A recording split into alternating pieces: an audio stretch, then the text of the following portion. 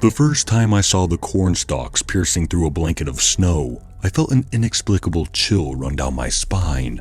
Living in the Midwest, I was no stranger to the harsh winters and the barren fields that came with them.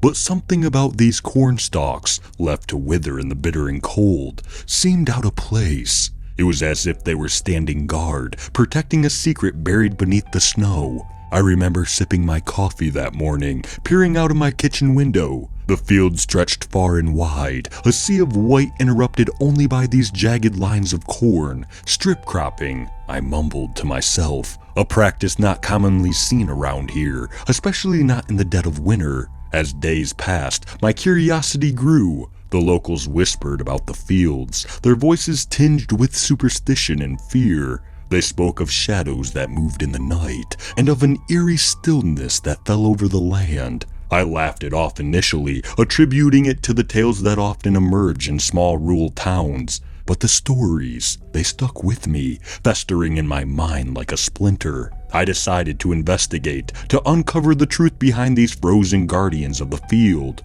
Little did I know, I was about to unearth a horror so deeply woven into the fabric of these lands, it would forever change the way I looked at the snow-covered cornfields of the Midwest.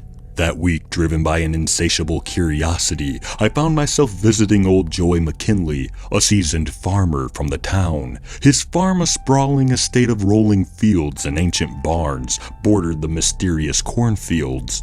I found Joe in his barn, tinkering with an old tractor. The smell of hay and motor oil filled the air. "What brings you out here?" he asked, wiping his hands on a rag as he eyed me with a mix of surprise and suspicion. "I wanted to ask about the cornfields," I said, my voice trailing off as I gestured towards the snow-laden stalks in the distance. Joe's face, usually etched with lines of laughter and sun, darkened. He beckoned me to follow him into the warmth of his cluttered farmhouse kitchen. Over cups of steaming coffee, he began to unravel the tale. "These fields," he started, his voice low, "they ain't like any other. My daddy used to tell me stories, and his daddy before him. Strange things happen in those fields come winter. Folks go missing, eerie sounds in the night, shadows that ain't cast by anything natural." He leaned in closer, his eyes reflecting a lifetime of unspoken fears. "My granddaddy used to say the land was cursed, that something sleeps beneath those fields, something old and hungry. He believed the corn left in the snow was a way to appease it, to keep it from waking." I listened, a cold shiver running down my spine. Joe's words painted a picture far removed from the logical modern world I knew. Yet, the earnest in his voice was undeniable. "The last one to vanish was Eli Harrow," Joe continued, a hint of sorrow in his tone. "He owned most of the land once, started acting all strange, muttering about voices in the corn. One day, he just up and disappeared. Some say he went too deep into those fields, uncovering something he shouldn't have." As I left Joe's farmhouse, the weight of his story hung heavy on my shoulders, the setting sun casting long shadows over the fields, and for a moment, I thought I saw something move between the rows of corn. A trick of the light, I told myself, but deep down, I knew I was lying. That night, the cornfields didn't just represent a curiosity anymore. They were a mystery that I felt compelled to unravel, regardless of the cost. The following night, a reckless determination took a hold of me. I couldn't shake Joe's words from my mind, nor the haunting image of the cornfields under the moon's pale gaze. I decided to venture into the field after dark, a decision I would soon come to regret.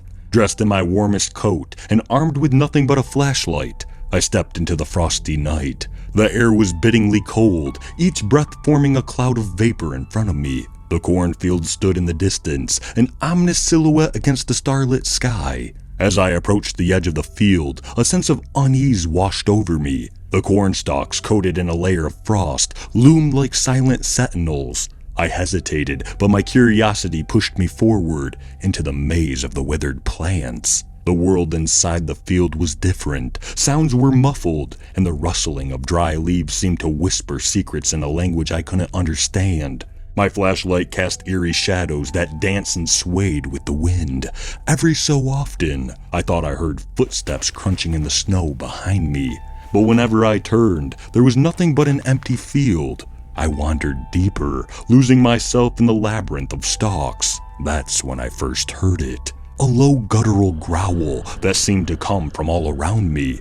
I froze, my heart pounding in my chest. The sound was primal, full of hunger and anger. I wasn't alone.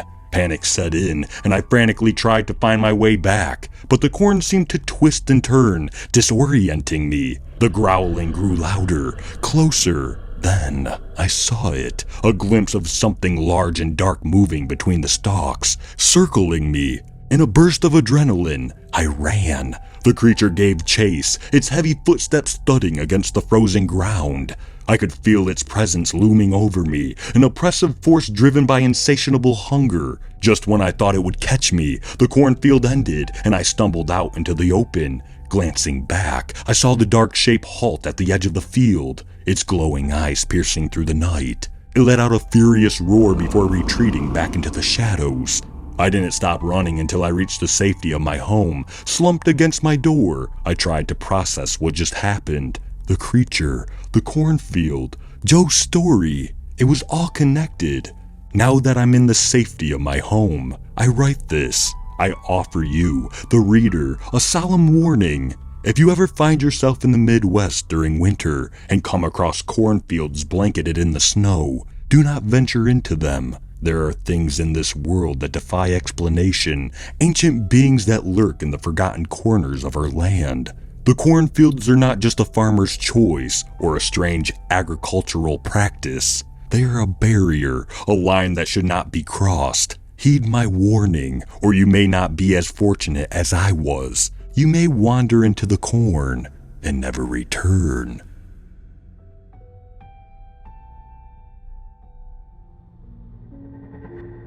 It's 3 a.m. I'm tired, and all I want to do is sleep, but my 4-year-old son Michael had other plans for me. The only way to keep him out is by locking my door and barricading it. I've tried locking his door from the outside, but he somehow still manages to get out. I just have to ignore him. He'll stop eventually. It's usually when he realizes that I'm not falling for him and his tricks. Michael always starts off with the soft, subtle tapping on the old wooden door, then knocking, which progressively gets louder and faster. The knocking turns into banging, growling, and cursing. After a while, that stops, and it becomes sobbing and crying. That's the part that kills me, because it sounds so much like Michael's did. My heart breaks every time he says, "Mommy, please let me in. Why don't you love me, Mommy?" Part of me wants to let him in and just hold him in my arms again. I don't want to think about that not being my son out there, even though I know my son is in his small grave in the cemetery across the street. The thing outside my door is something much worse than a cranky kid. This is a manifestation of my own mind helping me cope with burying my only child, then my husband shortly leaving me after that. I knew I shouldn't have played with the Ouija board. I was just so lost, and I wanted to make sure my baby was in a safer place. Instead, I got it. It portrayed itself as the former memory of my son, spitting image of him if I didn't know better myself. It told me it could bring my child back. He told me I could be a happy, loving mother and wife again, pretend like this never happened and carry on. Stupidly, I agreed, desperate to see and hold my child again. When Michael first appeared, it always felt like an innocent feeling, but also felt like playing a game of hide and seek with him. Only getting glances at the small boy who wore his favorite dinosaur shirt, matching pants and yellow rain boots to match. In those brief moments is when you could see the quick flash of short brown hair dashing around the corner with the sweet sound of his giggle. You could only get to look at him for a split second until he ran and turned a corner. Until one day, I saw it. His lengthy limbs, gnarled up body with chunks of oozing black skin, with exposed ribs and insides, fingertips sharp as needles covered in deep crimson blood. Teeth looked as sharp as razors. Just looking at it makes me feel like I got a cut. It was only pretending to be Michael. He was using my emotions to make himself stronger, and I let him for all this time. I tried getting rid of it and pushing Michael out of my mind, trying to tell myself that he wasn't coming back ever again. But that only made him more angry and violent. But I've run out of options, and I have no answers and no way to get rid of this thing. By morning, it is normally gone, and I can go about doing my normal routine. But more and more, I've heard noises in Michael's room, toys being moved, giggling, and whispering, but I don't dare to go in there. I know that whatever is on the other side of the door wants to kill me, so I plan on leaving tonight. I don't know where I will go or how far, but all I know is I need to get out of here away from that evil, grotesque thing. The hardest part is leaving all of Michael's things behind. I can't take anything in fear of whatever it is connected to anything of Michael's. I'm packing so fast, I'm not even folding anything. It's getting dark, and I'm running out of time before I need to barricade myself in for the night. As I pack the last bit of clothes, my sweaty palms and trembling fingers are stumbling over the zipper. The second I get it closed, I race out of my room, down the hall and out the door towards my car. I take one last look at my old house and my old life and say goodbye to it as it stares at me with those dark, lifeless eyes from the windows of Michael's room. I get in the car without wasting any more time. Slamming the car in reverse, I hit the gas down the driveway and into the street. Without letting the car come to a complete stop, I flip the gear shift into drive and press my foot on the gas. I don't know where I'm going, but it's as far away as possible. This big wave of relief comes rushing over me, and for the first time in over a month, I finally feel relaxed and at peace with myself and Michael. But that's when I heard it from the back seat. "Mommy, where are we going?" And with every word, the sweet little innocent voice of a child becomes a deep rumbling echo in my ears. I look in the rearview mirror and see it, not Michael. It is dark black with piercing red eyes. Its mouth has a wide smile on it, from eye to eye, with teeth like a shark covered in blood. Its fingers were so long, followed by bloody soaked razor blades as fingernails. My stomach feels like 1,000 knots and only getting tighter by the second. Anger comes flooding in, and I know what I must do. "Michael, I love you. I'll see you soon, my darling," I say out loud as I look at a picture of my sweet boy who's smiling back at me. I stomp on the gas and the car speedometer approaching 120 miles per hour. I jerk the wheel as hard as I can to the right, causing me to go off the road. My heart is racing as I sped towards the trees, knowing it will be a head-on collision. Then everything went black. My ears are ringing loudly, and my heart feels like it has been split open. "Mommy?" I heard that thing say, half sounding like my sweet boy, and the other half sounding like something demonic. I could feel it getting closer to me while I was trying to keep my composure. "Do you think you can get rid of us that easily, Mommy? We will always be with you," it said, while reaching out its long fingernails and stroking my hair. I screamed in panic as the sharp razor blade fingernails scraped against my scalp. "Shh, Mommy. We'll take care of you." In a last-strength effort to break away from the evil monster, I find a piece of broken glass and shove it right into one of its dark black eyes. It screeches out in pain as it tries to remove the glass from its eye with one hand while trying to scratch me with the other hand. I manage to get myself out of the car window and run back up to the road. The farther away I get from that thing, the quieter its screeches become. Trying not to think about how much pain I'm in, I make myself press on, seeing the road only a few feet ahead. I crawl up the small hill onto a nice paved road and force myself to stand up. I start making my way towards town when I hear a faint sound of a car engine headed my way. I spin around as fast as I could to see a car in the distance speeding towards me. I throw both my hands up. Everything hurts. The pain brings tears into my eyes as I try to blink them away, screaming, "I'm here! Help me! Please help!" As the car gets closer, they slow down and stop just a few feet in front of me. The lights were blinding. I put my arm up over my eyes to try and see, but it's so bright. I hear the creak of the truck door opening, and 2 heavy boots slap the pavement. "Are you all right, miss?" an older man said. "Please, sir, I was in an accident and I need help. Please take me to the hospital." The man approached, grabbing onto my arm to keep me steady upwards. "Oh my God, let's get you in the truck. The hospital is only a few minutes down the way." His rough, calloused hands had firm grip around me, making me feel safe and secure. He helps me into the truck and closes the door. I release a giant breath of air I didn't realize I was holding, relaxing ever so slightly as he hops in and starts to drive away. The breeze on my face feels wonderful, and I can't help but think my worries are over. "Miss," the man said, "you look pretty worn out. Why don't you rest your eyes and I'll wake you when we get to the hospital?" He said, "Thank you. Thank you so much for stopping. You saved my life." I managed to get out as my eyes felt heavy and began to close. I wasn't sure how much time had passed, but when I opened my eyes, I was laying in a hospital bed, hooked up to different machines and tubes.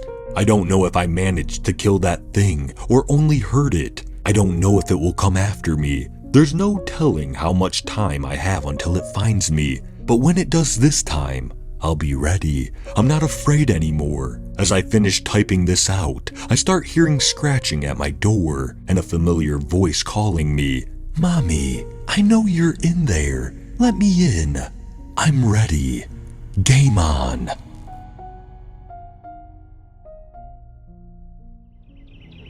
In a quaint town where life echoed a gentle rhythm, there was a secluded nature trail cherished by a solitary bird watcher. Each day as the sun cast its first light, he would embark on his walk, a ritual that connected him to the world of avian wonders. The trail was a mosaic of nature's hues, buzzing with the melodious songs of birds. He reveled in identifying each species, from the vibrant cardinals to the elusive owls. The trail was his haven, a place where he could indulge in the simple pleasure of being one with nature. His binoculars a bridge to the intricate world of feathers and flight. One overcast morning, as he embarked on his ritual walk, a palpable silence greeted him.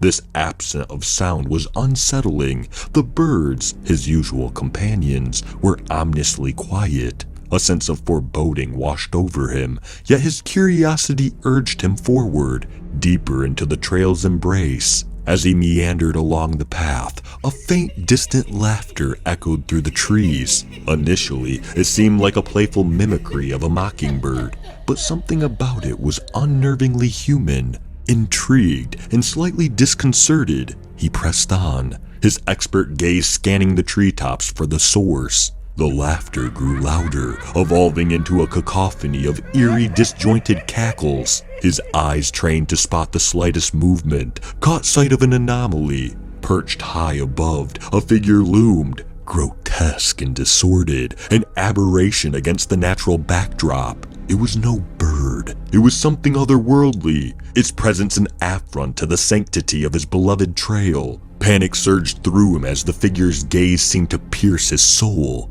The laughter now felt like a taunt, a sinister serenade that chilled him to the bone.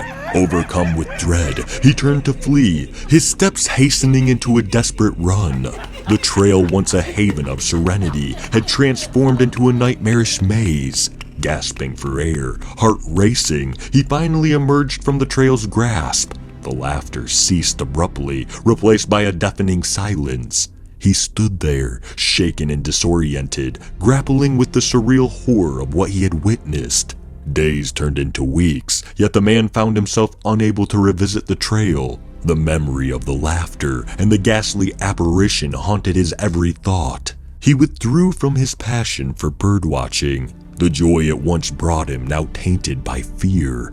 The trail, with its hidden terror, remained undisturbed, a shadowy reminder of the unknown. The man's life continued, but the mystery of that day lingered. He often found himself gazing towards the trail from a distance, pondering the unfathomable. What was the source of the laughter? What was the nature of the figure in the trees? These questions remained unanswered, a puzzle too daunting to solve.